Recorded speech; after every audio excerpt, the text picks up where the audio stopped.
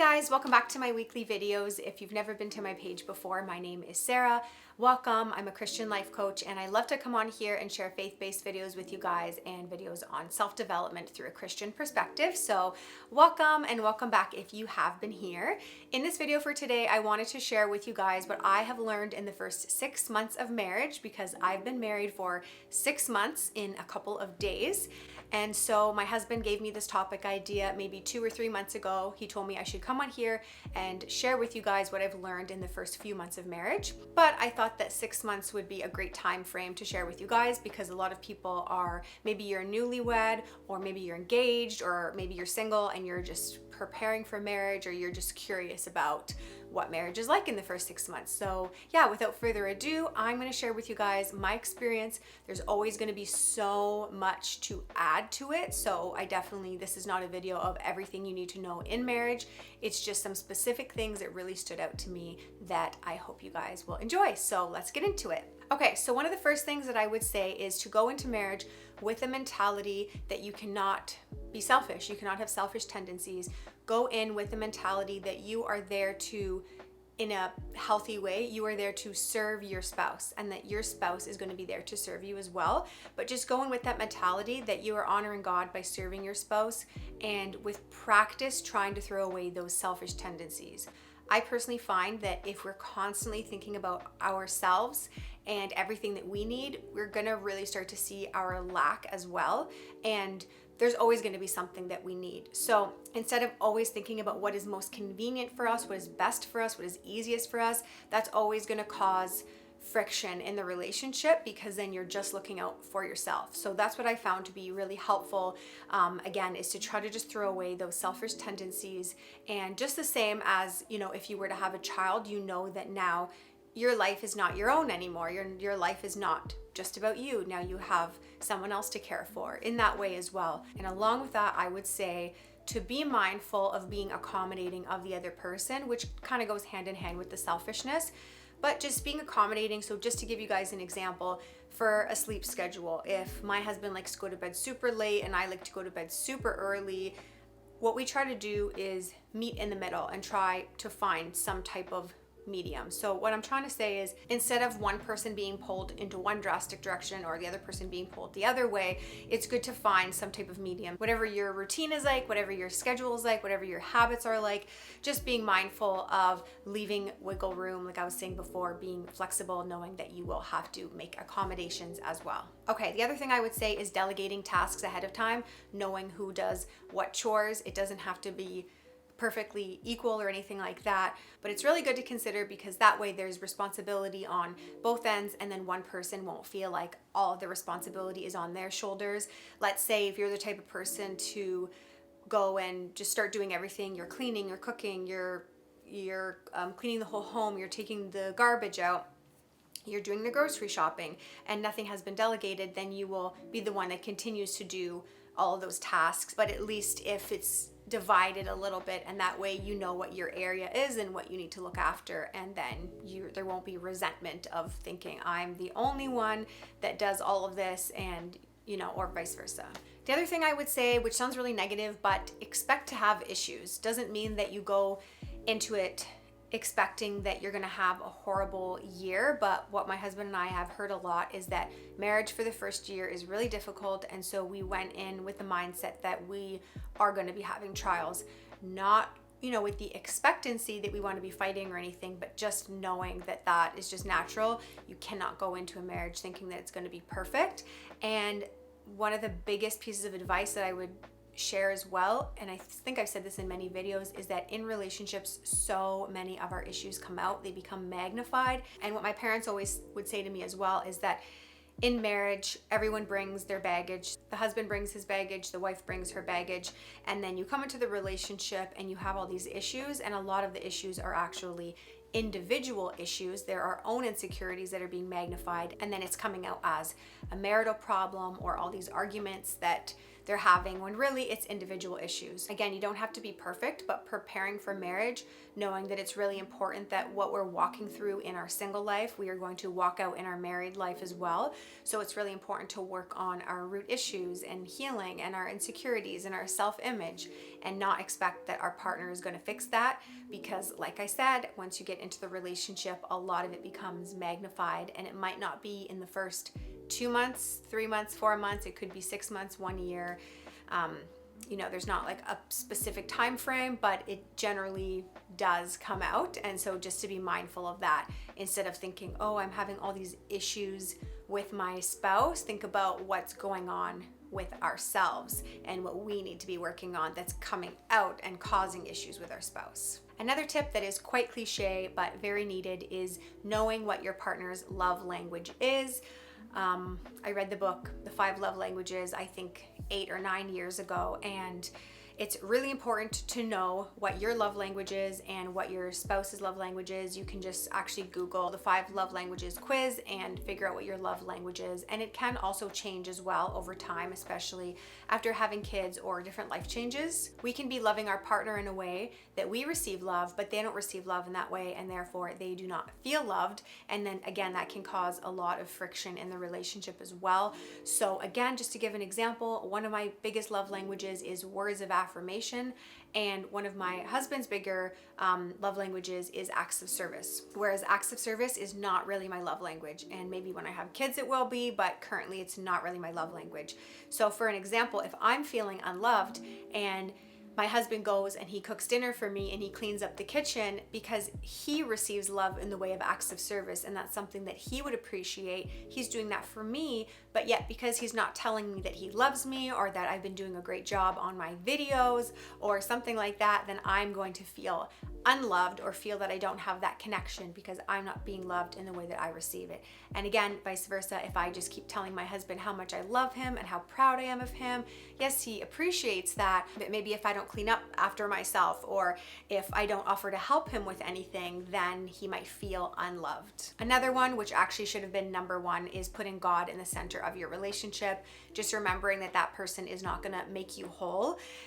You are not going to make them whole, and with so many of your needs, you just have to go to the Lord. You have to spend time in your relationship with God to get filled. Otherwise, you're going to keep looking to your spouse for all of that affirmation and all of that love, and it is just going to be exhausting and depleting, and we are not even going to end up being filled. So it's really important to keep God in the center of the relationship and having our individual relationships with the Lord.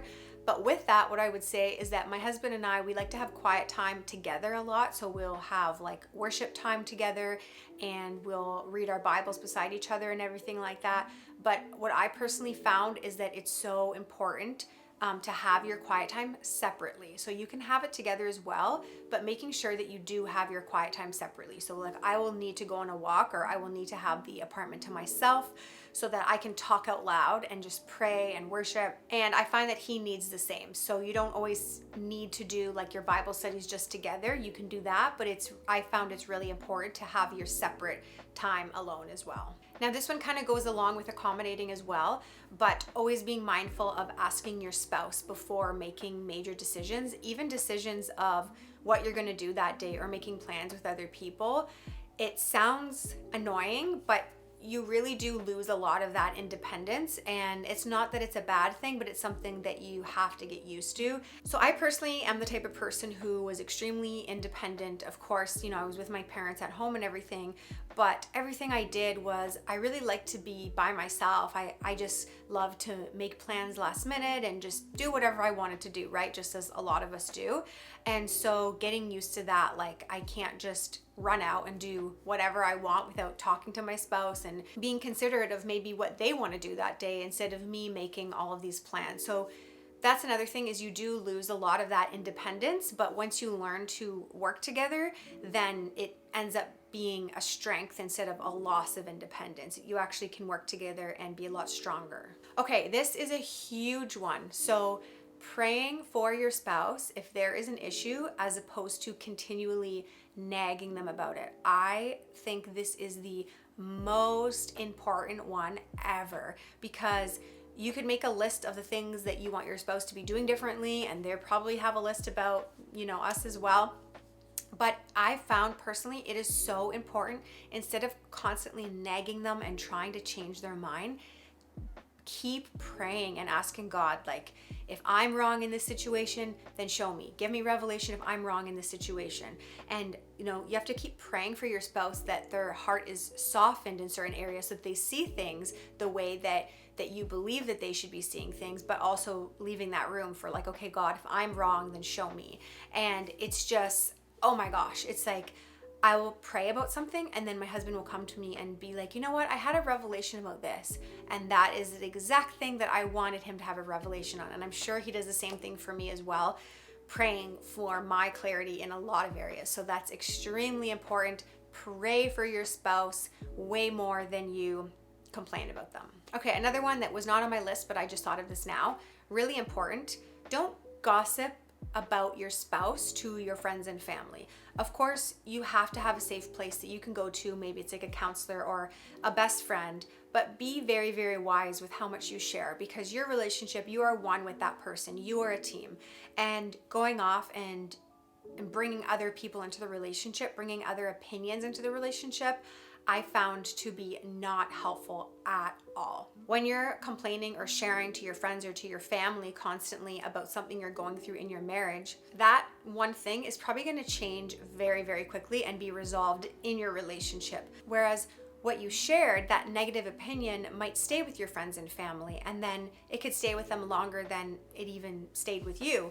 So now you've completely resolved that issue, but you're leaving that negativity and bad impression with your friends and family. Okay, another one that's really important, and I had a reminder of that this morning, is that if there's something that you need to talk to your spouse about and it's really bugging you, don't just spring it on them without any notice, especially if it's a really bad time.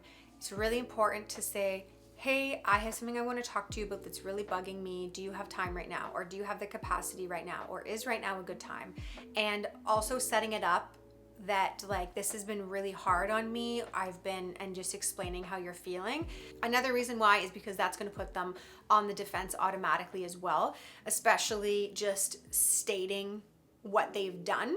And that's another thing, is really, really focusing on telling your spouse how you feel or how something made you feel, as opposed to what they did, because that is a huge difference between saying, I feel really hurt when you interrupt me when I'm speaking, as opposed to, you always interrupt me, you always talk over top of me. It's so annoying, because that is going to put them on the defense. Another thing, which is pretty common, I've heard this a lot, is avoid saying always and never. So avoid saying you never do this or you always do that, because when you do that, then you're not focusing on the current situation. You're bringing in like a history of everything that they've done. And also saying that is most likely an exaggeration. It probably doesn't feel like it in the moment, but it's most likely an exaggeration, which then invalidates or discredits every time they didn't do that, every time they did do a good job at something. So by saying always and never is not very helpful. Also, I would say paying attention to what's important to your spouse as well. So for an example, that could look like if you're always sitting on the couch and eating chips and getting crumbs everywhere, and then you just walk away. And then you're always seeing your spouse, like, I don't know, cleaning up the crumbs and like folding up the blanket on the couch and like fixing the pillows, and you notice that they like everything to be in that order, then do that for them instead of waiting for them to do it. Like the toilet paper roll, instead of being the one to never change it and you always see your spouse changing it, just be mindful that, okay, I can do it as well. Another thing is being really intentional with the time you have with your spouse every day. So actually planning to do something together every single day, even if it's really small, just going on a walk together, or watching something together. It's really important, because you can spend the whole day with the person, but it doesn't mean that you're being intentional with your time. So something that my husband and I try to do is either go on a walk together or go and work out together, or just be intentional with one another every single day by getting out and doing something. Another thing is, if you want your spouse to do something, instead of nagging them to do it, just start doing it yourself and practicing by being that example. Just an example of that as well, with watering flowers. I'm really bad with watering flowers, and I don't know, I've never like ever taken care of flowers. I've just received them and let them die, and I just had never taken care of them before. And so my husband was like, why aren't you watering the flowers? Like, they're dying. And he just felt in his spirit that it was like, if you want the flowers to be watered, then you water the flowers, just show her. And so by me seeing him taking care of the flowers, then that was an inspiration to me of how to take care of the flowers. And again, that can be with anything. If you feel that your spouse is watching too much TV or not exercising enough or whatever it is, instead of nagging them constantly about it, you can just show by your example of how you do things differently. So maybe instead of, watching TV all the time, your spouse will see you reading a book or going on a walk or going to do an exercise, and they'll see how that really benefits you, and then that will inspire them to do the same. All right, a really important one is asking for what you need, and that includes your love language. And we actually had someone share this with us earlier this year, but it's so important to ask your spouse for what you need, including that you're not feeling loved, and actually asking for that. So again, if your love language is physical touch and you like to be cuddled or whatever, and you haven't had that, it's important to ask for that. Like, you just say, I don't feel very loved today. I really feel like I need some love. Can you cuddle me? Can you give me a hug? I need like some words of affirmation right now, or I'm not feeling loved. Could you do an act of service for me or something like that? When I first heard that, I was like, why would I want to do that? Shouldn't it just come naturally? Shouldn't my spouse just love me naturally in the way that I want to be loved? Isn't it not love if I have to ask for these things? But it's not true, because we all get stuck in our own heads. We all love people in different ways, and we are not mind readers. None of us are mind readers. And another thing with love is, once again, I've made a video on this before, but love is not a feeling. Love is a choice. Love is a commitment. And so you're choosing every day to be intentional with that love. And so it might be uncomfortable in the beginning, but it's important to ask for what you need, because then otherwise you end up being resentful and it just causes issues in the relationship. Also, take a break from your phones and be present. Obviously, we're on our phones all the time. So I find it really important that, let's say if we go on a walk, we're gonna leave our phones, or when we go to the dinner table, we don't bring our phones. And being really intentional with not having the phones on us all the time. And again, that's something that can be voiced. Like, you know what, can we just put our phones away right now? I feel like I haven't spent one-on-one time with you. Or let's go on a walk and just forget our phones. Another thing is checking in on your spouse, and hopefully they will do the same. Just asking them how they can be supported today. Do they feel loved? Do they feel supported? And is there anything that they need? Another one is to pick your battles. You don't have to fight about every single thing. You don't need to be right about every single thing. For an example, if your spouse never puts the cap on the toothpaste and that's really important to you, yes, you can ask and say, hey, it's really important to me if you put the cap back on the toothpaste. But if it's something that they constantly forget and it's something so small that you can just do, sometimes it's like, you know what, just put the cap on yourself, because there's no point in fighting about something so small that you could just easily fix. Okay, one of the last ones is making time to do something for yourself so that you are filled up as well. And for myself, that would be spending time with the Lord, or maybe going and taking a bath or something like that. But just if you're feeling really drained and that you need to be filled up and refreshed, then it is important to do that so that you can outpour and give to your spouse as well. Okay, another one is remembering that your marriage is your ministry and it is the first priority. So sometimes I could forget that, and let's say I wake up in a rush and instead of asking my husband what he wants for breakfast and helping him make breakfast or making it for him, or instead of having quiet time with him, or instead of asking him if he had a good sleep, I could just rush onto my laptop and start working on videos, or just be so consumed with editing or just any of the work that I have to do. Meanwhile, it's like, the house is a mess. I didn't go grocery shopping. I didn't cook lunch. I didn't make my husband breakfast or anything like that. But in my mind, I'm like, oh, like all those things can wait. I'm working on this. I'm working. I'm doing work.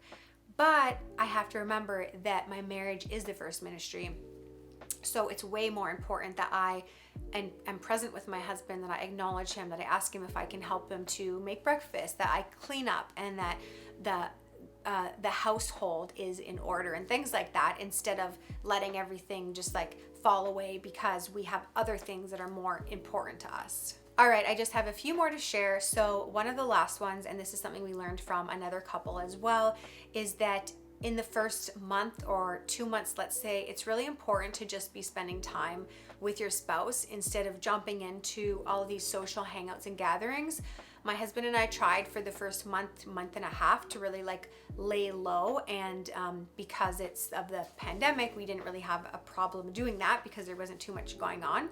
But we found it to be really, really helpful to just focus on our relationship instead of bringing so many people into it in the beginning, at least for the first month to 2 months. And really just taking the first year of marriage and focusing on strengthening that relationship, building that relationship, and knowing that you need to build that strong foundation, which brings me into another point of doing premarital counseling and also doing counseling, maintenance counseling within the marriage as well, or reading different books together. I just downloaded a book called Loveology, if that's how you say it. So I'm gonna start that. And another thing is my husband and I did the pre-marriage alpha course, and that was really great as well. That was a really good foundation. So just preparing in that way. Okay, and the last one, and I think is just one of the most important, is to just give it time and realize that you are going to sort out the issues in the relationship and you are going to learn how to work together. This is an analogy that I think we heard in the Alpha course, and it was something about like being in a kayak or being in a canoe or something like that, and you're both like trying to row really, really hard, like you're putting all of your strength into it, but you're actually not using any technique. So you're not, let's say like rowing in sync for an example. So you're not actually going anywhere. You just end up like spinning and spinning and spinning. And it really takes time to get that momentum, and it takes time to understand like that groove and to understand the habits and patterns that your spouse has, and to realize like even learn about yourself in the marriage as well. So it really, really, really does take time. I've noticed such a difference between the first like 2 months of marriage to 6 months of marriage. Just the way that we communicate, the way that we work together, the way that we understand each other, the way that everything just really starts to flow. And again, it's only been 6 months, so I know that I have so much more to learn, but I really realized that it does take time to get into that flow together. Like you just have to be patient, and you have to give it time, and you have to be intentional, and you will start to see with that work, if both people are willing in the relationship, you will start to see how you get stronger and stronger. And actually the last thing that I would say is that in the Bible it says that 1 can put 1,000 to flight, but 2 can put 10,000 to flight. So just remembering that on our own we can do so much, but when God puts us in a relationship with that other person, we can like just, I don't want to say change the world, but we can go so much farther, we can go so much higher. And never seeing that person as your enemy, because they're not, or at least they shouldn't be. And remembering that even in arguments, that like, I'm not your enemy, I'm for you, I'm not against you, I'm on the same team as you. And yeah, so that's what I've learned from experience so far in the first 6 months of marriage. I hope that you guys enjoyed this video. I hope it can be of an encouragement to you. And if you liked it, then please like this video, subscribe to my channel, share this, and check out the links below. I offer coaching, one-on-one coaching, so I would love to hear from you. And I also put the link below to my clothing line. My friend and I, Natasha, have a clothing line. This is one of our beautiful sweaters covered by Grace, so if you want to shop that, then the link is also below. Thank you guys so much for watching, and I will see you next week. Mwah.